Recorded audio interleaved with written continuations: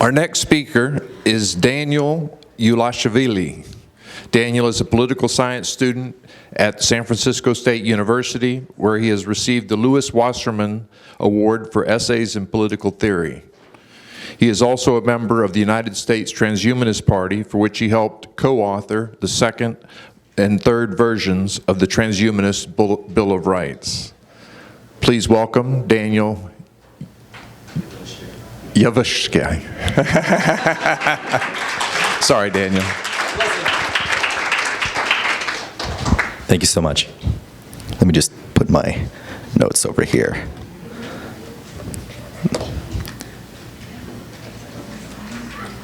Perfect. How's everyone doing? Good, good. I have some good news for you. There is a way to prevent climate change. I also have some bad news for you. Nobody's doing it. Here's the thing. I believe that the discussion at present with regards to climate change prevention is fundamentally flawed. A lot of people think of climate change as some sort of doomsday prophecy, or even in the best case scenario, part of a linear sequence of history. This leads to very flawed analyses of how best to prevent climate change. And this applies to both sides of the political aisle. Now, given the fact that if I so desired, I could be echoing Democratic Party or Republican Party or Libertarian Party talking points for you today, and my job would be a lot easier. But I believe that across the political spectrum, this conversation with regards to climate change prevention and taking the future of the planet into our hands has been fundamentally mishandled. Here's the thing. Climate change is not a doomsday prophecy. It's not apocalyptic. It's not in the distant future. It's happening now, and it's affecting people around us on a daily basis.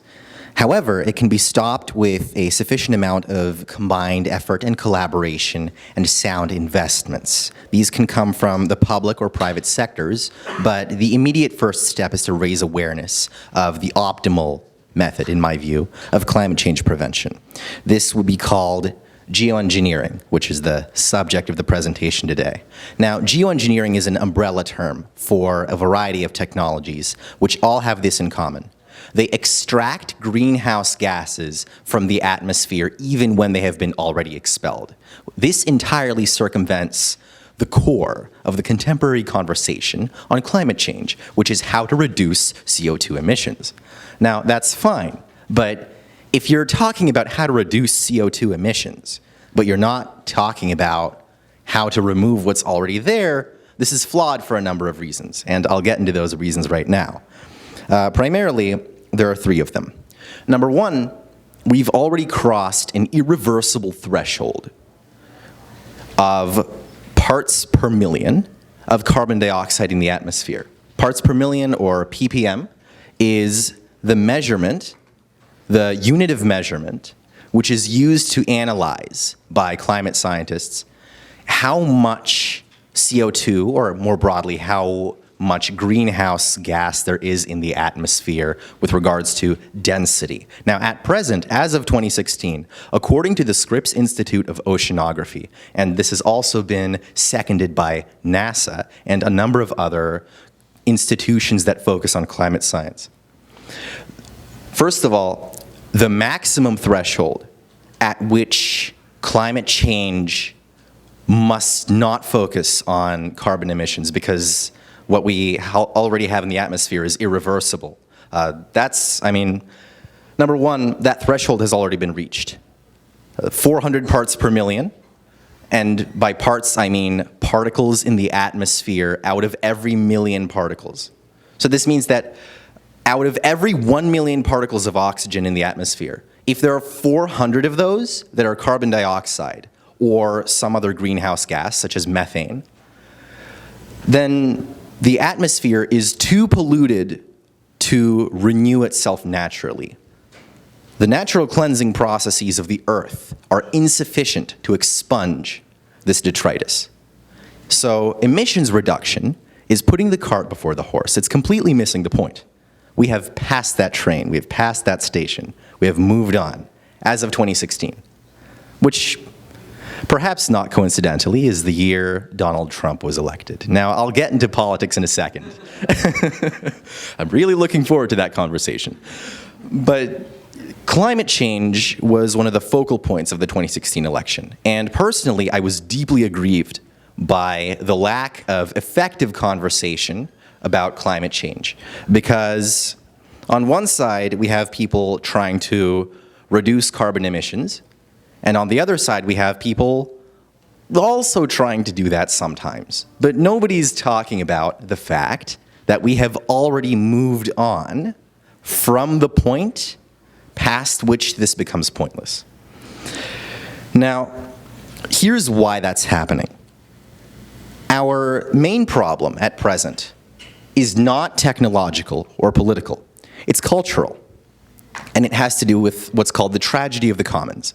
Now, the tragedy of the commons is a name for two political problems. One of them was proposed in the late 19th century in the more current version, to which I refer to at present, was formulated in 1968. Now, this 1968 understanding of the tragedy of the commons is that besides its initial formulation, which is that on a shared agricultural commune, the division of resources and labor will naturally degrade due to self-interest. Instead of that, when you have a planet that we all share, when we have a society that we all share, individual self-interest takes precedence over collective need. Now, here's the thing. I don't see this as a conflict between individualism and collectivism. Of course, there is such a conflict, but that's not what's driving the climate problem at present. What is driving the climate problem is, well, has anyone heard of the parable of Belling the cat? There was a children's book I read as a kid about a number of mice that were afraid of a cat that was about to sneak up on them. And while the cat was sleeping, the mice came up with a plan. They had a bell, and they were going to put it on the cat. One of them needed to take responsibility, go to the cat, put the bell on, and when it woke up, the bell would ring, and they would hear it, so they could run away. The book ends with the question, who will bell the cat? Nobody did it. Everyone expected somebody else to do it, and nobody did. That's the tragedy of the commons. Everyone has resources at their disposal. We all, as a society, have resources that we can put to use with regards to climate change prevention, and nobody does. Because in our society, we rely on institutions and organizations to do this for us, and we do not live in a society that encourages, to a sufficient degree, individual action. Now, here's the thing. A big part of that is climate change skepticism, also known as climate change denial. I'm not here to tell you whether or not you should be a climate skeptic, because from what I can see here, for the most part, we are all adults. For the most part, we have received some semblance of an education. I say this to a room of people with far more qualifications than I have. Really good look, great image. And I'm not here to dictate the morality of others. What I am here to say is that the conversation in the United States and other parts of the world, but especially America, across parties, has dissolved into a catastrophic, polarizing mess. In order to bridge that divide, we have to come up with solutions that are bipartisan. That means rebranding climate change as weather modification and taking our future into our hands. It also means reaching across the aisle to come up with solutions for climate change from the public and private sector. Historically, throughout the history of the United States, we've alternated between a more politically left-wing government and a more politically right-wing government. Two notable exceptions include FDR in the 1920s, who was a democratic socialist essentially, and he ruled for 3 terms.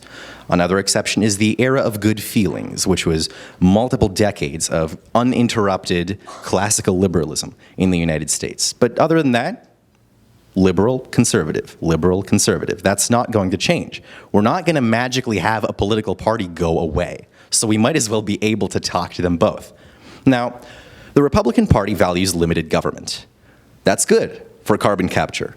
That's what I'm talking about here. Now, the most effective form of geoengineering is a type of machinery called carbon sequestration and carbon capture.